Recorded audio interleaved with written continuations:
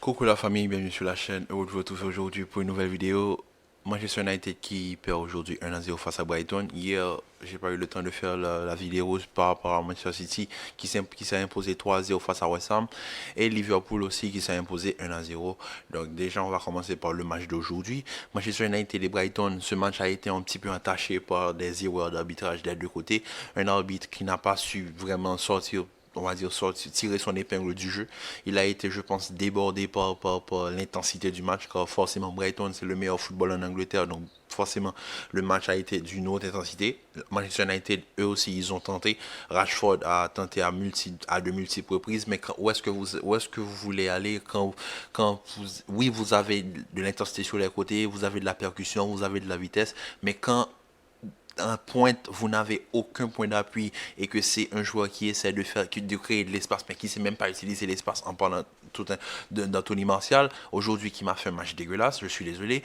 Le Manchester United a besoin d'un numéro 9, mais en urgence. Et quand je dis de numéro 9, c'est pas de numéro 9 à la Weghorst ou bien à la Weghorst ou bien Anthony Martial. Il faut complètement changer le système. Il faut avoir un buteur. Il faut avoir un profil à la Harry Kane. Harry Kane, tu fous rien à Tottenham, va à Manchester United et va gagner des titres. Au moins là, tu es sûr que tu vas gagner des titres. Parce que Manchester United, la manière dont l'équipe joue, l'intensité qu'Anthony Rashford apporte sur les côtés, Bruno Fernandes et son jeu de passe longue, l'intensité aussi que Fred arrive à apporter tout en apportant cet équilibre défensif aux côtés de Casemiro, tout ça apporte à la stabilité offensive de l'équipe.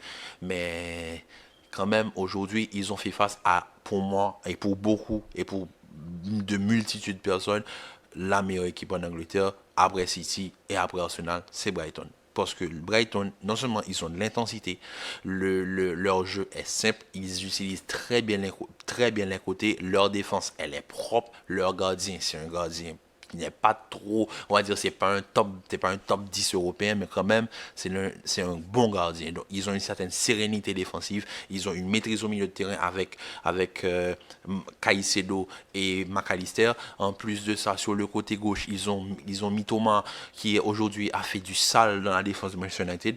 Mitoma s'est amusé. Aujourd'hui, il aurait même dû marquer et même faire une passe décisive. Malheureusement, il essaie parce qu'il n'a pas de pied gauche, donc le ballon est sur son pied droit. Aaron Bissaka ferme bien l'angle, donc il n'a pas l'angle de tir pour enrouler du pied droit, donc il a essayé de mettre un petit piqué. Malheureusement, déjà été là-dessus.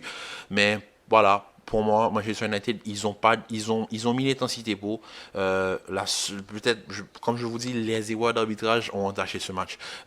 Anthony mérite un carton rouge, je suis désolé. Je peux comprendre qu'il soit énervé, qu'on fasse une faute un petit peu plus tôt sur lui, mais le tac qu'il fait sur McAllister, déjà c'est ça c'est une faute, ça c'est une faute grave, et le deux, il va se battre avec donc et Caicedo. Donc franchement, là, je pense que c'est abusé. Les erreurs d'arbitrage ont entaché le match, mais quand même, Brighton a su pousser jusqu'au bout du bout. En toute fin de match, ils marquent leur petit but et franchement, il n'y a rien à dire. Brighton, que ça soit Potter, que ça soit l'entraîneur de la Serbie, je ne me rappelle pas son nom, des Serbies, peu importe l'entraîneur qui est là, l'équipe a une intensité, l'équipe a cette capacité à jouer le meilleur football l'un des meilleurs footballs en Angleterre, et surtout avec des joueurs mais modestes.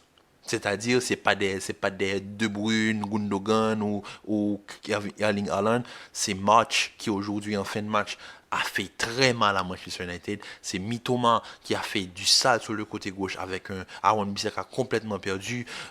McAllister qui arrive à déposer tous les coups de pied arrêtés au bon rythme, au bon tempo et au bon endroit. Donc franchement, quelqu'un qui regarde Brighton, qui n'est pas séduit par le football que produit cette équipe, je suis désolé, vous n'aimez pas le football. Et par rapport au match d'hier, Manchester City, première mi-temps de Manchester City, on va dire une première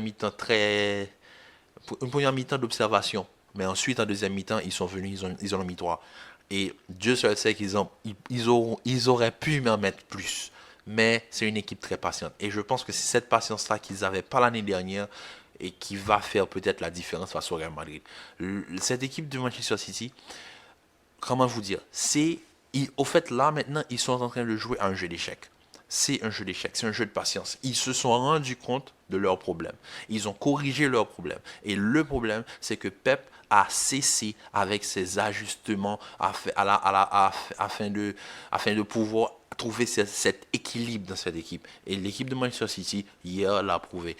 0-0 à la mi-temps, ils reviennent dès le début de la deuxième mi-temps. Vous saviez que Manchester City allait gagner le match. La manière, l'intensité, et la patience qu'ils ont dans les phases de construction, la manière de chercher la faille dans la défense aussi. Et c'est ça. Et en plus de ça, non seulement ils ont de la qualité sur le terrain, ils ont une profondeur de banc qui est abyssale. Donc franchement, Manchester City, il n'y a rien à dire. De toute façon, moi je l'ai déjà dit, Arsenal, je sais que certains fans d'Arsenal comptent sur la chance et que voilà, City va faire des faux pas. Je ne vois pas City faire des faux pas. Parce que non seulement City, ils arrivent à non seulement ils ont une patience, mais City a une autre chose, c'est que ils sont maîtres du tempo.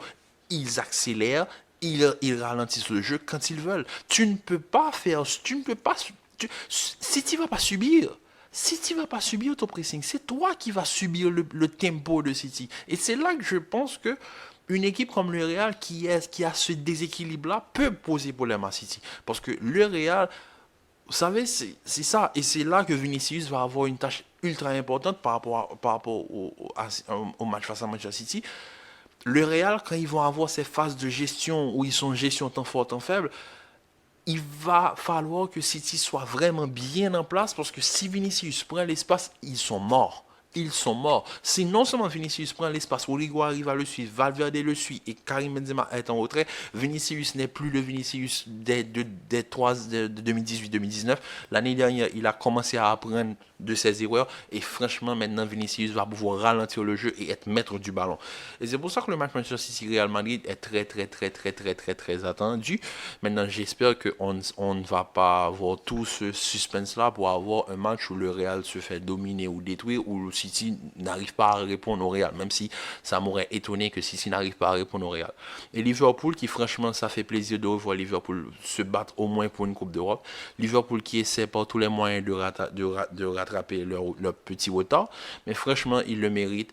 Et le nouveau système où finalement Klopp fait rentrer Alexander-Arnold au niveau du milieu de terrain, donc il arrive à délivrer des belles passes, surtout au niveau dans le dos de la défense. En plus de ça, avoir un Mohamed Salah qui retrouve ses automatismes avec ses coéquipiers, non pas ses nouveaux coéquipiers du genre Gakpo, Darwin Nunez, mais avec les Luis Diaz, les Diogo Jota, etc. Ça permet à Mo Salah de reprendre du poil de la bête, donc pour pouvoir retrouver ses statistiques. Mais franchement, fin de saison, peut-être, ils joueront pas la Ligue des Champions. Ça, c'est quasi sûr. Tout dépend de Manchester United s'ils continuent pas à faire des bêtises. Mais franchement, pour moi, revoir Liverpool se battre pour l'Europe, ça c'est plaisant et franchement bravo à Klopp bravo à Klopp de nous avoir écoutés parce que franchement Alexander Arnold sur un côté c'est un handicap, fais-le rentrer, passe à une défense à 3. Robertson, en même temps en passant à une défense à 3, tu handicapes Robertson. Mais je pense que c'est un mal pour un bien parce que Alexander Arnold a un jeu au pied que Robertson n'a pas. Robertson a un allant offensif qu'Alexander Arnold n'a pas. Mais bon, je pense que c'est un mal pour un bien. Et Robertson défend beaucoup mieux sur son côté que Alexander Arnold. Je pense que il faut ce sacrifice-là pour que Liverpool retrouve l'Europe. Donc, c'était tout pour aujourd'hui. Donc, on se dit à très bientôt pour une nouvelle vidéo. Commentez, likez, partagez, restez en santé et on se dit à très vite pour une nouvelle vidéo. Peace.